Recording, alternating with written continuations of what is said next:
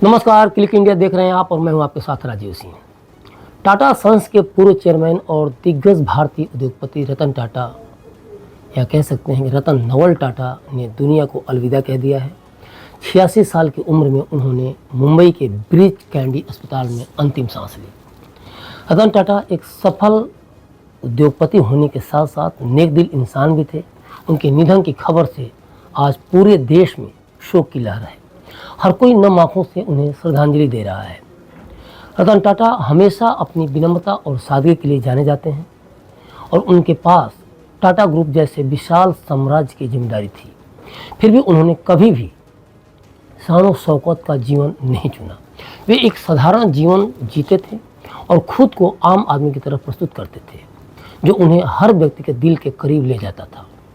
आगे बढ़ने से पहले रतन टाटा से जुड़े एक वाक़ये को अगर मैं आपसे शेयर करूं तो आप समझ जाएंगे कि आखिर रतन टाटा इतने महान क्यों थे। बात उनके कुत्ते गोवा की है। जी हाँ, उसका नाम गोवा था और उनके कुत्ते का नाम गोवा क्यों पड़ा ये हम आपको आगे बताएंगे। लेकिन पहले आप इससे जुड़े वाक़यों को सुन लें और समझें कि इस बदलती दुनिया में जहाँ इंसानों की इज्जत नहीं बची, वहाँ रतन टाटा जैसे शख्स कुत्ते को भी किस हद तक तवज्जो देते थे। बात 2018 की है, जब ब्रिटेन के तत्कालीन प्रिंस चार्ल्स उन्हें एक लाइफ टाइम अचीवमेंट अवार्ड देना चाहते थे, लेकिन रतन टाटा वहां नहीं गए। इसकी वजह थी कि उनका बीमार कुत्ता। दरअसल रतन टाटा के कुत्ते गोवा के साथ उनका खास लगाव था। यह कुत्ता बेसहारा था और गोवा से उनके साथ बॉम्बे हाउस आया था और इसीलिए टाटा ने इसका नाम गोवा रखा था। उनके पास कई कुत्ते थे और जब उनके कुत्तों में से एक बीमार पड़ा तो उन्होंने अवार्ड लेने के बजाय अपने कुत्ते की देखभाल को प्राथमिकता दी। भारतीय उद्योगपति सुहेल सेठ ने यह किस्सा साझा किया है, जिसमें उन्होंने बताया कि रतन टाटा ने 11 मिस कॉल दी क्योंकि वो जानना चाहते थे कि वो नहीं आ पा रहे, उसके बारे में बताना चाहते थे, क्योंकि अपने बीमार कुत्ते के कारण लंदन में आयोजित उस कार्यक्रम में नहीं आ सके थे और इसी के बारे में जानकारी देना चाह रहे थे और इसीलिए कॉल कर रहे थे। जब प्रिंस चार्ल्स ने इस बात की वजह सुनी तो उन्होंने कहा कि इंसान ऐसा ही होना चाहिए और यही कारण है कि टाटा हाउस आज इस स्थिति में है। तो ऐसे थे रतन टाटा, जिनकी इस संवेदनशीलता और जानवरों के प्रति उनके प्रेम ने लोगों का दिल जीत लिया। तो वह न केवल सफल बिजनेसमैन ही थे, बल्कि उनके भीतर एक बेहद दयालु और संवेदनशील इंसान भी था, जो न केवल अपने काम से बल्कि अपनी इंसानियत से भी पहचाना जाता था। रतन टाटा अपने सिद्धांतों पर कायम रहने वाले इंसान थे। वे हमेशा समाज के कल्याण के लिए समर्पित रहे और उन्होंने व्यापार में ईमानदारी और निष्ठा को हमेशा प्राथमिकता दी। उन्होंने गरीबों और वंचितों के कल्याण के लिए महत्वपूर्ण कदम उठाए। उनका सबसे प्रसिद्ध योगदान नैनो कार था, जिसे उन्होंने भारतीय मिडिल क्लास की कार खरीदने की इच्छा पूरी करने के लिए लॉन्च किया। 26/11 के मुंबई हमलों के बाद ताज होटल, जो टाटा ग्रुप का हिस्सा है, पर हुए आतंकी हमले के दौरान रतन टाटा ने जिस तरह से होटल स्टाफ और पीड़ितों के परिवारों का साथ दिया, वह उनके नेतृत्व और संवेदनशीलता का एक अद्वितीय, कहा जाए तो उसके समान कोई दूसरा उदाहरण नहीं था। उन्होंने व्यक्तिगत रूप से होटल के कर्मचारियों और उनके परिवारों से मिलकर उनकी मदद की और होटल की प्रतिष्ठा को फिर से बहाल करने का काम किया। रतन टाटा ईमानदार, संवेदनशील और सादगी पसंद थे, लेकिन ये उनका एक पक्ष था। उनका दूसरा पक्ष और भी ज़्यादा शानदार रहा, जहाँ वे दुनिया के सफल बिजनेसमैन भी रहे। और रतन टाटा ने टाटा ग्रुप को एक पारंपरिक भारतीय व्यापारिक घराने से लेकर एक वैश्विक कॉरपोरेशन में कन्वर्ट कर दिया। जब उन्होंने 1991 में टाटा समूह की बागडोर संभाली, तब टाटा ग्रुप अधिकतर पारंपरिक उद्योगों से जुड़ा हुआ था, जैसे कि स्टील, ऑटोमोबाइल और चाय। उनके नेतृत्व में कंपनी ने टेक्नोलॉजी, सॉफ्टवेयर और कंज्यूमर गुड्स जैसे नए क्षेत्रों में इंटर किया और अंतर्राष्ट्रीय स्तर पर इन कंपनियों का विस्तार किया। साल 2000 में रतन टाटा ने दुनिया की दूसरी सबसे बड़ी चाय कंपनी टेटली का अधिग्रहण किया। यह कदम टाटा समूह के लिए महत्वपूर्ण था, क्योंकि इससे कंपनी को यूरोप के बाज़ारों में अपनी पहचान बनाने में मदद मिली और टाटा दुनिया की दूसरी सबसे बड़ी चाय कंपनी बन गई। यह अधिग्रहण देखा जाए तो टाटा समूह को एक वैश्विक पहचान भी दिलाई और ये एक बड़ा टर्निंग पॉइंट भी टाटा कंपनी के लिए साबित हुआ। जागो रे कैंपेन की अगर बात करें तो इस कैंपेन के बारे में आपने सुना भी होगा।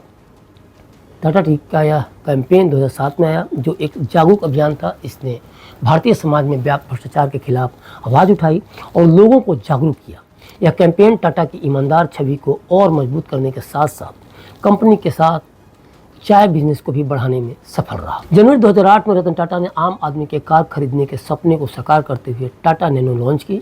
उन्होंने 1 लाख रुपये से कम की कीमत में यह कार देने का वादा किया, जिसके बारे में उन्होंने पहले भी बताया, जिससे कि हर भारतीय का सपना साकार हो सके। जब टाटा मोटर्स का कार बिजनेस ठप पड़ रहा था तब फोर्ड इसे खरीदने के लिए आगे आया, लेकिन मीटिंग के दौरान फोर्ड के चेयरमैन ने कहा कि वे टाटा की कंपनी खरीदकर उन पर एहसान कर रहे हैं। फोर्ड की यह बात रतन टाटा को बहुत ही खराब लगी। जब 2008 में खुद फोर्ड दिवालिया होने का कगार पर था तब रतन टाटा ने फोर्ड की luxury car brand Jaguar land rover JLR खरीद ली। सोचिए कितना बड़ा फैसला। इस कदम ने टाटा मोटर्स को नई पहचान भी दिलाई और आज JLR की गाड़ियों का इंडियन और ग्लोबल मार्केट में एक बहुत बड़ा मुकाम है।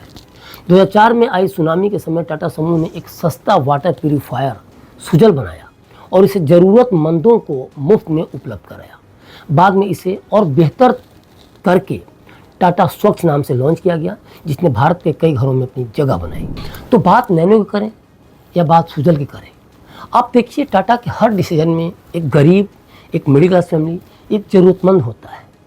जहाँ की उनकी भरसक कोशिश है कि एक इंडस्ट्रियलिस्ट से अलग सोच और जो धनकुबेर बनने की चाहत रखते हैं उनसे अलग सोच से हटकर कुछ ऐसा करें जो कि ज़रूरतमंदों की ज़रूरतों का ख्याल रखा जाए, जिसमें जो कि मिडिल क्लास फैमिली को कोई चीज़ ठीक से प्रोवाइड करा सकें, चाहे वो नैनो कार हो, चाहे गरीबों के लिए सुजल के माध्यम से या फिर टाटा स्वच्छ के माध्यम से स्वच्छ पानी उपलब्ध करा दें। और ये सब कहीं ना कहीं एक बेहद सादगी पसंद इंसान ही कर सकता है, और ख़ास तौर पे आज के डेट में तो शायद ही कोई ऐसा मिले। लेकिन रतन टाटा इतने बड़े बिजनेसमैन थे।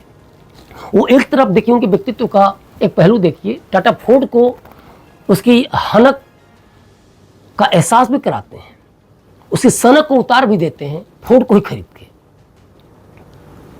और जिस फोर्ड ने ये बोला कि आपके ऊपर मैं एहसान कर रहा हूँ आपको खरीद के, वो खुद दिवालिया हो जाता है। उसकी पॉलिसी देखिए। लेकिन टाटा इतने सहज थे, रतन टाटा इतने सहज थे कि कोई उनका अनुमान ही नहीं लगा सकता था। और एक इस तरह का इंसान अगर हो तो सहज दुनिया ऐसी है कि कोई अनुमान नहीं लगा सकता। लेकिन रतन टाटा ने बताया कि जीना कैसे है और लोगों के लिए कैसे जीना है। आप शानो शौकत दिखाकर आप दुनिया को डरा सकते हैं, एक बेहतर ज़िंदगी नहीं जी सकते। तो रतन टाटा के पूरे व्यक्तित्व पर आज रतन टाटा हमारे बीच में नहीं है, लेकिन उनकी सोच, उनकी सादगी, उनकी ईमानदारी, उनकी कर्तव्य निष्ठा हर देशवासी के दिल में हमेशा जिंदा रहेगी। इस पूरी खबर पर आपकी क्या प्रतिक्रिया है? रतन टाटा को लेकर आप क्या सोचते हैं? खासतौर पर आज बदलती दुनिया को देखा जाए, इस बदलती दुनिया में रतन टाटा कहाँ और कितना अहमियत रखते हैं, हमें कमेंट बॉक्स में कमेंट कर जरूर बताएं और बने रहिए क्लिक इंडिया के साथ। शुक्रिया।